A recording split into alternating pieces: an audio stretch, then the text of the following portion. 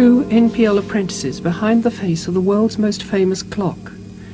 These are the opening scenes from a new NPL film now in the course of production.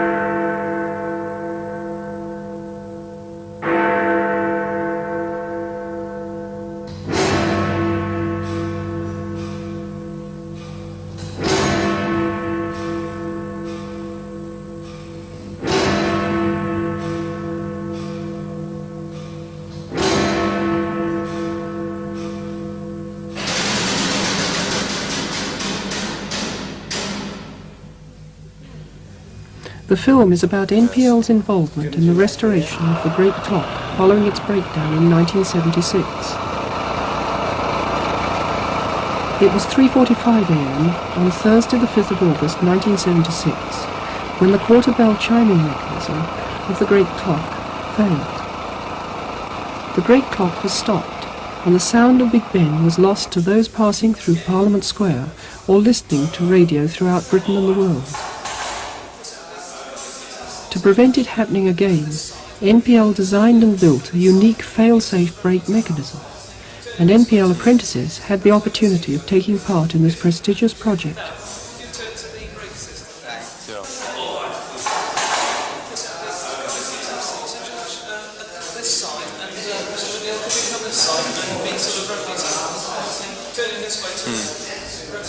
On September the 16th, the Department of Environment Minister, Sir George Young, visited the clock room to inspect the brake mechanism and to meet the people involved.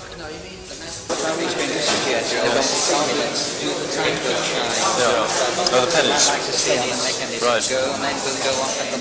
Yes.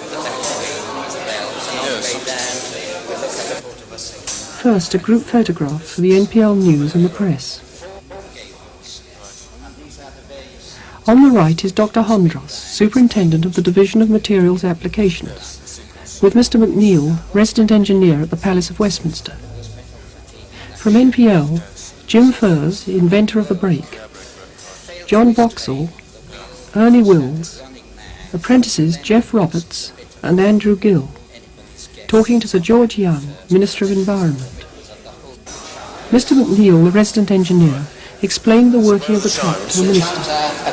We'll go up there in a few minutes. The quarter striking mechanism is on the right. The hour chime is on the left. The going train of the clock is in the centre. This little gear and the four arms going out at right angle to the four faces of the clock.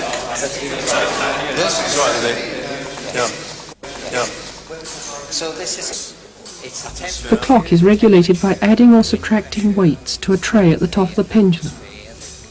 Decimalisation has not yet reached this hallowed sanctuary, where old pennies are still in use. One old penny will give 1/5 of a second gain in 24 hours. And in 1976 is that there was metal fatigue in that shaft. Yes. So that it broke, Right. failed to restrain the wheel, which started running mad. From then onwards... The unrestrained 1¼ ton driving weight careered 50 metres down the shaft. The rapid unwinding of the cable from its drum forced the cast-iron gear trains to accelerate. The gears disintegrated, and the winding drum was flung across the room. I've got some photographs here. Yes, I've seen one of them. The shamble in the room. It looked as if a bomb had exploded. NPL was called in to investigate the cause of the failure, and this in turn led to the development of the brake mechanism. And this is the original brake which was designed by NPL. And there's the other one. Normally respond to these sort of requests. Yes. So because the apprentices have to do fairly sophisticated exercise, I thought, well, it's a good idea to do something useful. Something won't be supposed to do in a day. Yeah. And here's the box. Yes. It was a bit chosen to last for ages. Right. But it's a lovely piece of work, as you can see. Yes.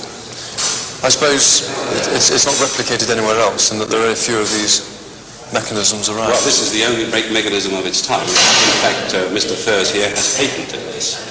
And we think that it will have applications as brakes for in lift shafts and other similar sort of devices. What we've done, we've fitted this as a brake unit, which is this unit here, driven by the large wheel on the cable drum.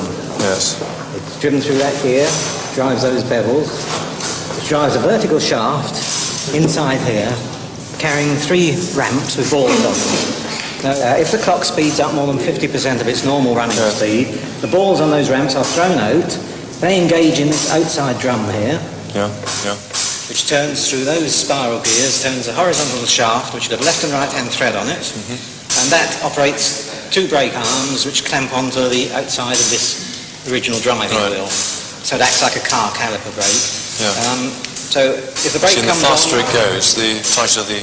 yes, and of course grip. it winds itself up and comes to a stop.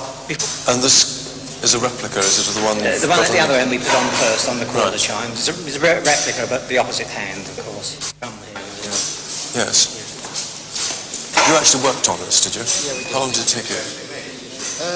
Finally, Sir George Young congratulated the apprentices on their Did you both achievement. of them, or did you do that He one? asked about the degree of their How do you involvement, see this being how much the project might benefit them, advantage to you? and if they had managed to collect any souvenirs. Bits and pieces on it. Right.